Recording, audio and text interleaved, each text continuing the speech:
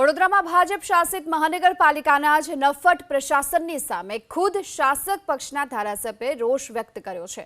અવસર હતો રાવપુરા વિધાનસભામાં નૂતન વર્ષ નિમિત્તે સ્નેહ મિલનના કાર્યક્રમનો, જેમાં ઉપસ્થિત રહ્યા ધારાસભ્ય યોગેશ પટેલ। ધારાસભ્ય યોગેશ પટેલે મંચ પરથી રોષભેર સ્વીકાર કર્યો કે વિશ્વામિત્રી મુદ્દે હવે પ્રજાને નેતાઓ પર ભરોસો રહ્યો નથી। આટલું જ નહીં, ધારાસભ્ય યોગેશ પટેલે તો એમ પણ કહ્યું કે 1995થી તો હું ધારાસભ્ય છું। છેલ્લા 20 વર્ષથી માત્ર વિશ્વામિત્રીની સફાઈના નામે વાતો જ ચાલે છે, જેના કારણે હવે જનતાને નેતાઓ પરથી ભરોસો ઉઠી ગયો છે। ચાલુ વર્ષે પૂરના કારણે બહુ નુકસાન થયું। તાજેતરમાં પૂર બાદ વિશ્વામિત્રીનો સર્વે કરાવવામાં આવ્યો હતો અને આ સર્વે બાદ સીએમના સલાહકાર સાથે બેઠક થઈ, જેમાં ધારાસભ્ય યોગેશ પટેલે ઉપસ્થિત રહ્યાનું અને સ્પષ્ટ કહ્યું કે હવે પ્રજાને નેતા પર ભરોસો નથી રહ્યો। જો કે કામ શરૂ કરવું જ હોય તો જાન્યુઆરીમાં કામ શરૂ કરો। આ સમયે જાન્યુઆરીમાં કામ કરવાની ખાતરી આપી હતી, તો એ મંચ પરથી પણ સ્વીકાર કર્યો છે કે મુખ્યમંત્રી તરફથી વિશ્વામિત્રી પ્રોજેક્ટ માટે 1200 કરોડ રૂપિયાની ફાળવણી થઈ છે। જો કે આ રકમ તદ્દન ઓછી છે। વિશ્વામિત્રીના સમગ્ર પ્રોજેક્ટ તો 3 થી 4000 કરોડનો છે। જ્યારથી ભાજપમાં હું 95માં આવ્યો ત્યારથી જેટલી વખત રેલ આવી ત્યારે આપણે બહુ જ વિધાનસભા હોય કે વડોદરામાં આ બાબતે બહુ ચર્ચાઓ થઈ। આ વખતે નવલાવાલા સાહેબે બી મને બોલાવ્યો। મેં એમને બે વાત કરી। એક તો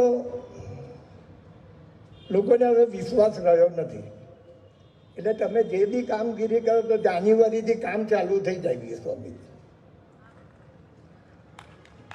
જો આ કામ ચાલુ થઈ જશે તો વડોદરા વિસ્તારના બધા નાગરિકો ખુશ થશે, કારણ કે આ વાત છેલ્લા 20 વર્ષથી ચર્ચાઈ છે।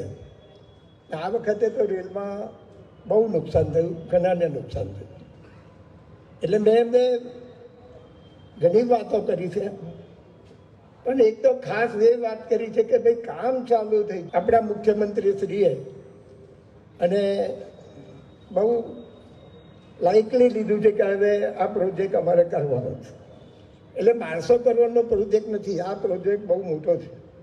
3-4 હજાર કરોડનો આ પ્રોજેક્ટ હતો, કારણ કે જે પાણી આવે છે ને જે પાણી ઘૂસી જાય છે, પૂર્વ વિસ્તારમાં બી જે પાણી ઘૂસી જાય છે એનો બી નિકાલ કરવો પડે। વડોદરા શહેરમાં પાણી ભરાય છે એનો બી નિકાલ કરવો।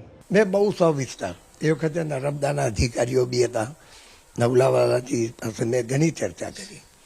આ પ્રોજેક્ટ ખાલી વિશ્વામિત્રીને પહોળી કરવી કે પાણી એ કરવું એ બહુ મોટી બાબત નથી। એ તો કાયમ પછી જો આ થશે તોય બી પાણી ઘૂસવાનું છે। ખાસ તો પ્રતાપ સરોવરને રિપેરિંગ કરવું પડશે। અત્યારે તો ઝાડી ઉગી ગઈ છે। આજથી 4 વર્ષ પહેલાં જ્યારે હું મંત્રી હતો ત્યારે હું વડોદરા શહેરના બધા જ ધારાસભ્યો કે કમિશનર, સ્ટેન્ડિંગ ચેરમેન બધાને હું 4-5 વાર લઈ ગયેલો। તેની પરિસ્થિતિ બી સમજાયેલી।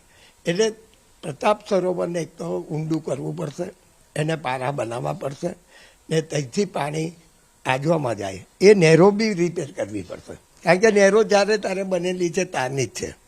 એટલે એમાં જે બધી સિસ્ટમો એ બદલવી બી પડશે। ત્યાર પછી રહી આજવાની વાત।